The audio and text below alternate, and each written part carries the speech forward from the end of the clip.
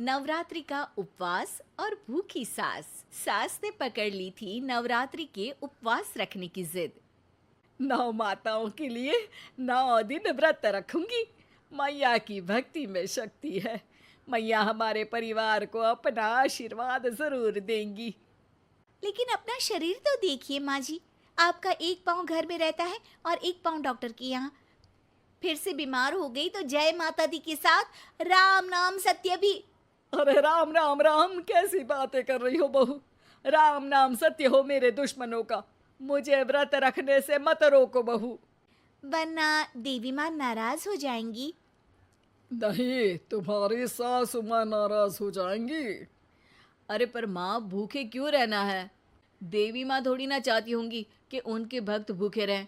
और आपकी तो सारी मनोकामना पूरी हो चुकी है ना माँ। लालच है बेटा, लालच बुढ़ापे में भी खत्म नहीं होती। अरे तुम चुप करो जी। तुम्हारी भी उम्र है भक्ति भाव करने की। ज्यादा बड़बड़ की ना तो तुमसे भी उपवास रखवा लूंगी। हाँ। अरे रौद्र रूप क्यों धारण कर रही हो मेरी माँ। रख लो व्रत।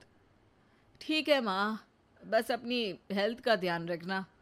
अरे उसकी चिंता तुम मत करो बेटा। मैंने टीवी पे देख लिया है कि व्रत में क्या क्या खाने से शरीर में कमजोरी नहीं होती। अच्छा ही है, वरना ऐसा ना हो कि 9 दिन के बाद तुम मैया के द्वार की जगह सीधा हरिद्वार। अरे तुम मुझे हरिद्वार क्यों भेजना चाहते हो? क्योंकि अब तुम्हें मायके तो भेजने से रहा। बाबूजी, क्यों माँ को परेशान करते रहते हो? अच्छा माँ, ये बता दो कि आपको व्रत में खाने के लिए क्या क्या चाहिए होगा।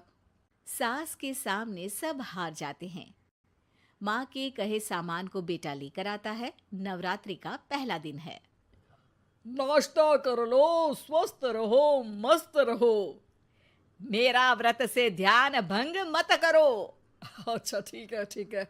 भूख लगेगी तो मेरी तरफ मत देखना। आई बड़ी। तुम कोई खाना हो जो तुमको देखूंगी। आए बड़े। माँ जी, ये लीजिए आपका फरियाली मिक्सचर। इससे व्रत नहीं टूटेगा। अरे इतना सा? दिन भर भूखी रहने वाली हूँ, थोड़ा तो और ला दे। पर ये सब तो सपोर्ट के लिए होता है ना माँ जी, पेट भर के थोड़ी ना खाना होता है। करवा चौथ का व्रत नहीं रख रही हूँ जो कुछ ना खाऊं पीऊं। हाँ यार, ये तो मैंने सोचा ही नहीं। तुम इतने सारे व्रत रखती हो तो मेरे लिए करवा चौथ का व्रत क्यों नहीं रखती? अरे जुबान पे तुम्हारा नाम न रखूं, व्रत क्या खाक रखूंगी तुम्हारे लिए। माँ के कहने पर बहू और भी फरियाली ले आती है, जिसे खाकर माँ डकार मारती है।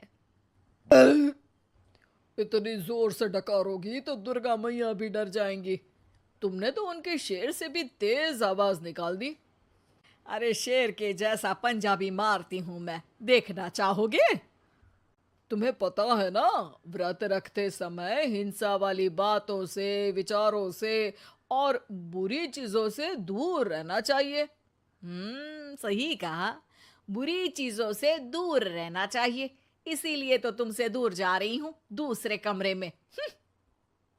सास ने कई सारी ऐसी चीजें खाई जिनसे व्रत ना टूटे। बहू, सब्र का फल मीठा होता है।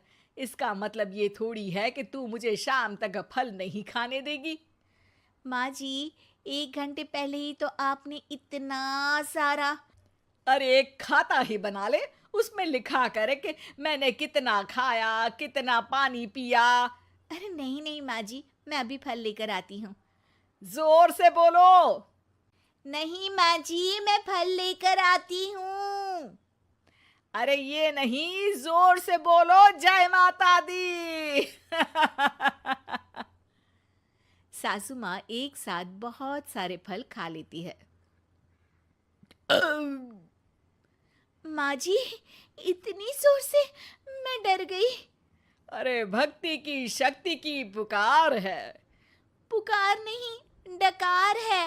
हाँ हाँ ठीक है ठीक है। चिप्स और लेकर आना जरा, उससे भी व्रत नहीं टूटता।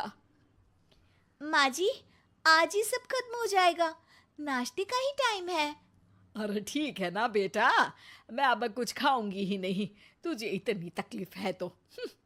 नहीं नहीं माँ जी, मेरा मतलब था कि उपवास में सिर्फ इतना खाना चाहिए जितना शरीर के लिए सही रहे। स्वाद के लिए खाने से तो अच्छा है कि उपवास ही मत रखो। माता जी की कृपा तो वैसे भी बनी ही रहती है। अरे वाह बहू वाह, एक ढोलक और हारमोनियम भी लेकर आना और प्रवचन करने लग जा। श्री श्री 108 बहु ईश्वरी माता। माँ जी, मैं आपके लिए चिप्स लेकर आती हूँ। बहू की सही सलाह को भी सास नजरअंदाज कर देती है। थोड़ी देर में बहू सास को चिप्स ला कर दे देती है। आलू की चिप्स, आहा मजा आ गया। आलू किसी भी सब्जी में चला जाता है। आलू पनीर, आलू पालक, आलू टमाटर, आलू भिंडी और तो और पराठे में भी चला जाता है। वैसे ही इंसान को भी हर स्थिति में आलू जैसा होना चाहिए। थोड़ी देर में वहां ससुर जी आते हैं। क्या चिप्स खा रही हो? अरे नहीं जी, दिख तो चिप्स ही रही है। अरे तो पूछ क्यों रहे हो? अरे गुस्सा क्यों हो रही हो? उपवास में गुस्सा नहीं करना चाहिए। और ऐसा तो है नहीं कि सिर्फ तुम उपवास करती हो, हमने भी तो किया होगा कभी। नहीं जी नहीं, तुम तो कर ही नहीं सकते। तुम उपवास में भी भेजा खाओगे और भेजा खाने से उपवास टूट जाता है। अच्छा थोड़ी सी चिप्स मुझे दे दो, मन ललचा रहा है। नहीं, उपवास के लिए है। तुम अपना खाना खा लेना जो भी बने। पूरा दिन सास कुछ ना कुछ खाती रहती है।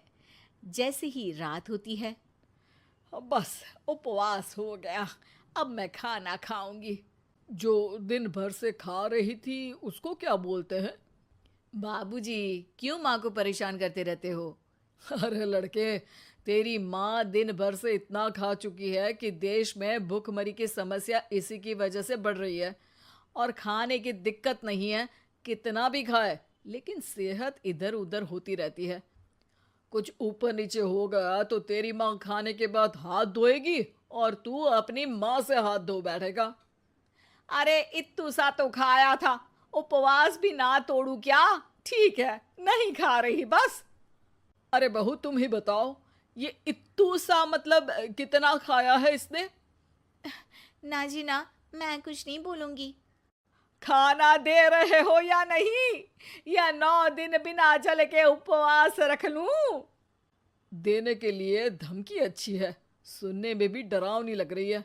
पर जैसे तुम्हारी जुबान में स्वाद का खून लगा है ना, तुम भूखी नहीं रह पाओगी। मैं कसम खाती हूँ जी। अरे देखो, कसम भी खाओगी तुम। अरे कुछ और दे दो इसको खाने को। ये ले, दाल चावल खा ले बस। डॉक्टर भी कहते थे कि माँ को आए दिन पेट से जुड़ी समस्या रहती है। बस इसी के लिए घर वाले पहले उन्हें उपवास नहीं करने दे रहे थे, लेकिन जब उपवास करने दिया तो माँ ने इतना फरियाली खाया कि घर वालों की चिंता बढ़ा दी। और जैसा कि घर वालों को डर था, अगले दिन उनकी तबीयत खराब भी हो गई। डॉक्टर को बुलाना पड़ा। अरे जितनी बार आप बीमार होते हो उस हिसाब से तो मुझे एक क्लिनिक आपके घर में ही खोल लेना चाहिए। या फिर क्लिनिक में ही इनका एक अलग कमरा बनवा देते हैं डॉक्टर साहब। बाबूजी, पिताजी, मेरे जनक, क्यों हमेशा मजाक करते रहते हो? डॉक्टर साहब, माँ का पेट खराब है। क्या खाया था? जो मिला जो दिखा सब कुछ। अरे बस भी करो जी। बस तो तुमको करना था खाते वक्त। देखिए, खाना अच्छी बात है और उपवास भी आदमी को रखते रहना चाहिए, लेकिन तब जब शरीर लायक हो। पहले दिन ही बीमार हो गई तो 8 दिन कैसे होगा? आप व्रत मत रखो और खाने पीने पे ध्यान दो। मैं गोलियां दे रहा हूँ। आप भी कुछ खाने को ही दे रहे हो? हाँ, इससे जल्दी ठीक हो जाएंगी। समझ गई हैं आप?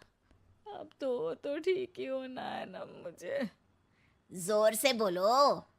जय माता दी। जय माता दी।